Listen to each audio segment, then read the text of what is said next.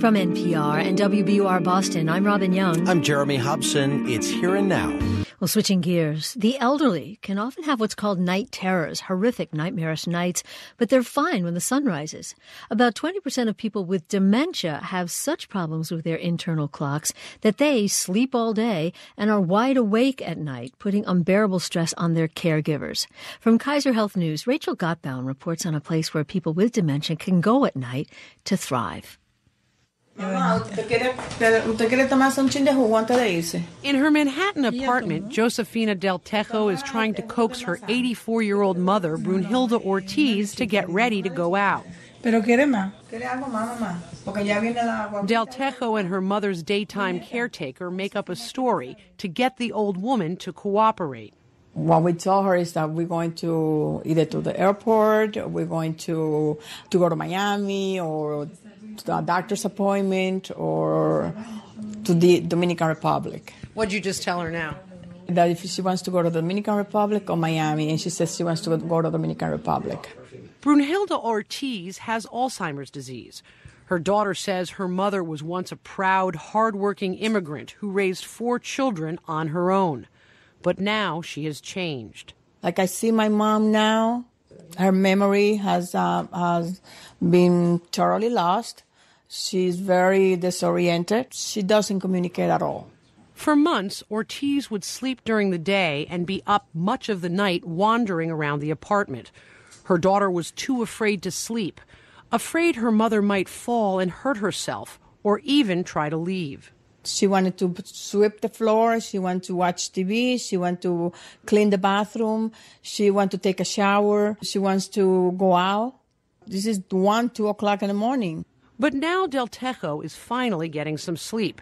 That's because every evening her mother is picked up by a van to a place where she goes to spend the night hours. It's a kind of day camp, but at night for people with Alzheimer's. When I arrive at the Hebrew home in the Bronx, it is after 8 p.m. Brunhilde Ortiz and the other clients here have all been fed dinner, and now they are dancing to live music.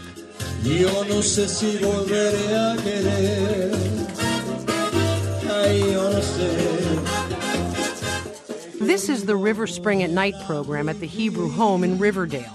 It's a place where people with Alzheimer's can be cared for 7 nights a week. Activities may include arts and crafts, cooking, yoga, or Zumba.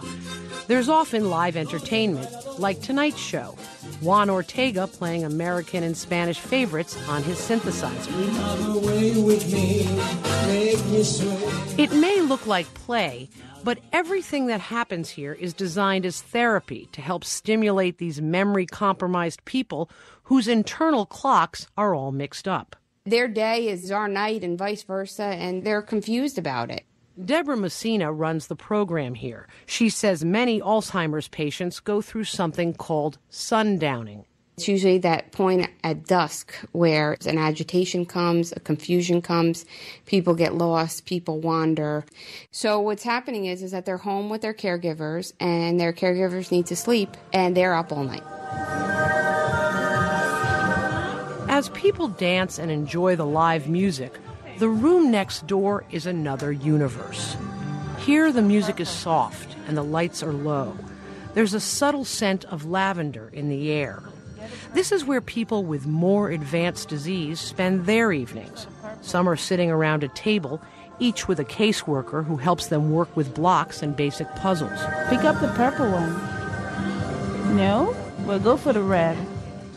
Across the room, several people are slumped in wheelchairs. They are getting hand massages from the social workers. And though their faces look expressionless, they seem calm. For people with advanced dementia who might otherwise become agitated at night, this room is a sanctuary, says Deborah Messina. We're engaging them on their level. And being able to do that might be through touch, might be through sound, might be through smell. It works for them. It brings them a sense of serenity. About 40 people with Alzheimer's and other types of dementia come here to spend the evenings. The program is the brainchild of David Pomerantz. He says the idea came to him after hearing stories from struggling families. We listened to stories where people were sleeping in front of doorways. They would sleep in front of the doorway because they were concerned while they were sleeping that mom or dad would wander out of the house.